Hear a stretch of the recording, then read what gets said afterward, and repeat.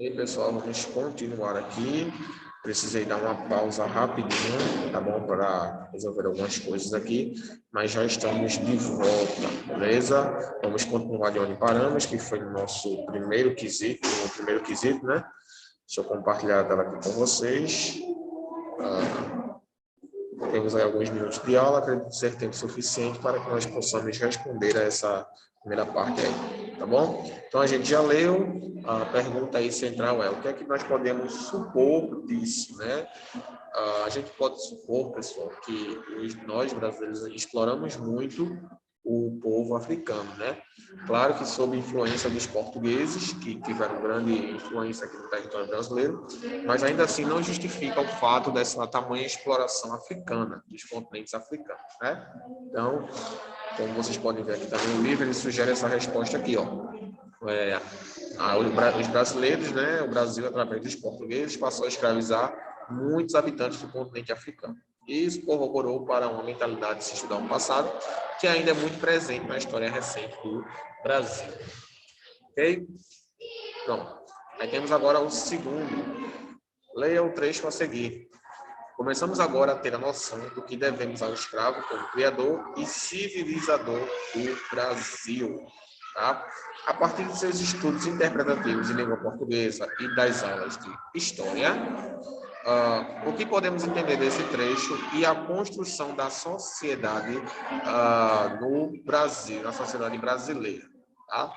O trecho é o seguinte: começamos agora a ter a noção do que devemos ao escravo como criador e civilizador do Brasil. E aí, baseado no conhecimento, eu tenho certeza que vocês já estudaram isso na aula de história, né, pessoal? Isso aí não é novidade para vocês. Esse período de colonização, o período dos africanos aqui, etc. E aí, o que é que vocês entendem a partir desse trecho aí? Reflitam aí.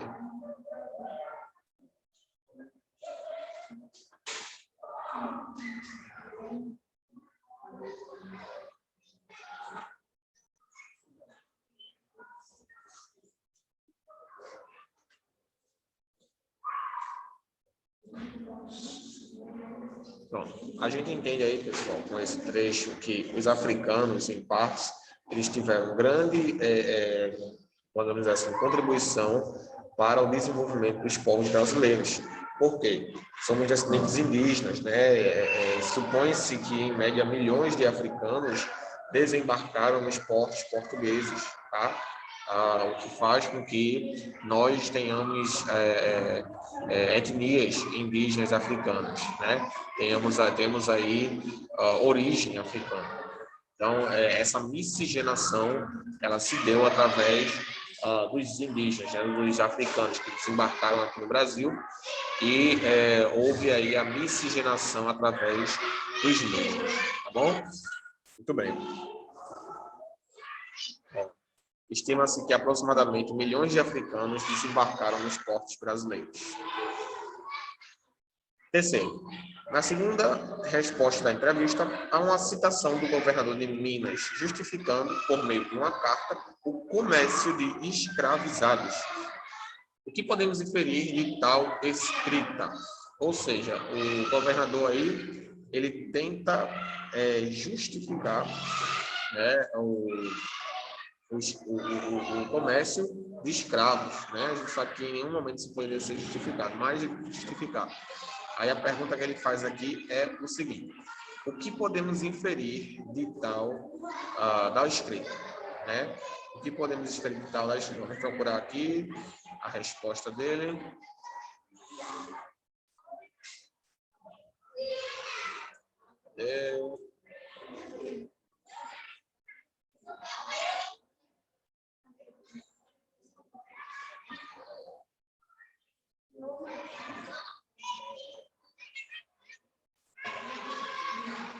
Pronto, colocamos aqui.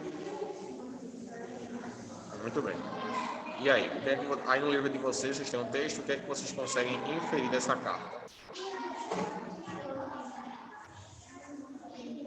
Se vocês não conseguirem encontrar a resposta, a parte, pessoal, está na segunda resposta, tá? A segunda resposta. Ele faz uma citação aí. Vou compartilhar aqui para vocês, caso vocês não tenham encontrado.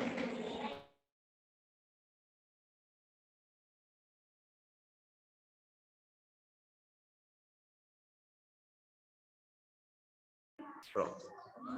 Essa é a citação que ele faz. Esses negros têm muita sorte, descobrem ouro com facilidade. Um dos principais motivos pelo qual ele queria legalizar esse tipo de comércio, né, pessoal? Então, o que é que a gente pode inferir dessa escrita?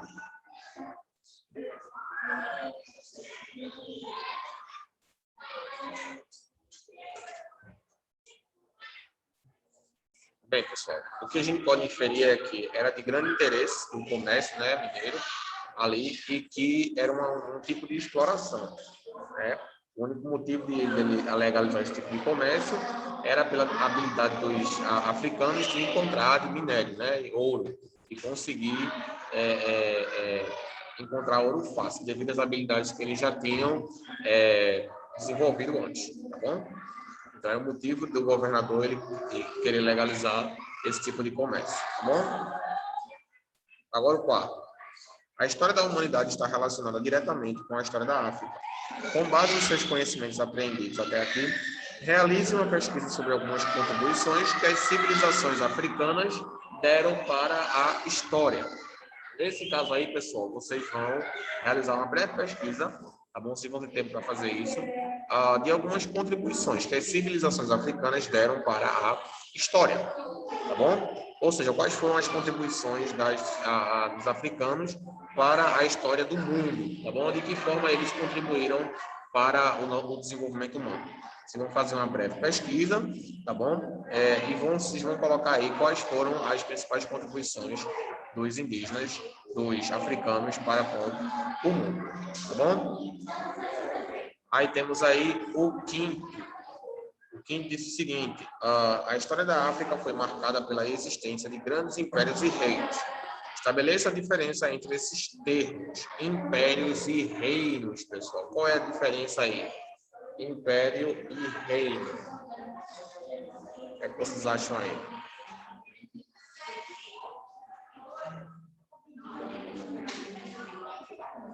Império versus reino. Qual é a diferença? Tem traços parecidos, tá, gente? Mas são diferentes. Tá bom? Apesar de terem traços parecidos, eles são diferentes. A principal diferença aí, pessoal, é que no Império, o Império normalmente ele é regido pelo imperador, que domina não só aquele povo, mas também outros povos, tá? Já no Reino, normalmente é só uma província, né? E é liderado por apenas um rei, que lidera apenas aquela parte do reino. Normalmente o Império ele toma posse de tudo que está ao redor ali daquele continente, beleza? Enquanto que no Reino não, o Reino é apenas uma parte que é regido pelo rei, tá bom? É uma das diferenças aí entre o Império e o Reino, beleza? Aí temos agora o último, que é o sexto quesito. Né? O sexto diz o seguinte: leia a informação a seguir. A Lei 10.639, de 9 de janeiro de 2003, inclui no currículo dos estabelecimentos do ensino fundamental e médio, oficiais e particulares, a obrigatoriedade do ensino sobre história e cultura afro-brasileira, e determina que o conteúdo programático incluirá o estudo da história da África e dos africanos, a luta dos negros no Brasil, a cultura negra brasileira e o negro na formação da sociedade nacional, resgatando a contribuição do povo negro nas áreas sociais. Nas áreas social, econômica e política, pertinentes à história do Brasil, além de instituir no calendário escolar o dia 20 de novembro como data comemorativa do Dia da Consciência Negra. Ok, muito bom. Sabemos que é de grande importância o ensino da história da África nas escolas brasileiras. Baseado na entrevista e na informação sobre a Lei 10.609, faça uma reflexão e comente aqui a importância de estudar a história da África. Aqui, pessoal, é uma resposta pessoal. Vocês vão realizar essa reflexão acerca da importância de estudar a história da África. Qual é a contribuição que os africanos tiveram e têm para a globalização, para o desenvolvimento do mundo, para o desenvolvimento do Brasil? De que forma eles contribuíram politicamente, economicamente, socialmente, religiosamente? De quais formas eles contribuíram para a formação da nossa sociedade? Vocês vão trazer essa reflexão, vão fazer no caderno de vocês, no livro de vocês, tá? E na próxima aula vocês vão mostrar. Beleza, gente? A gente fica por aqui nessa aula. Próxima aula a gente continua para finalizarmos gênero textual, vamos falar também um pouco sobre as características desse gênero, a entrevista e o artigo de opinião, tá bom? Para podermos finalizarmos e passarmos para o próximo capítulo do nosso livro. Fiquem com Deus, tenham uma ótima semana e espero vocês na nossa próxima aula semana que vem. Tchau, gente. Qualquer dúvida, Zé. Até a próxima.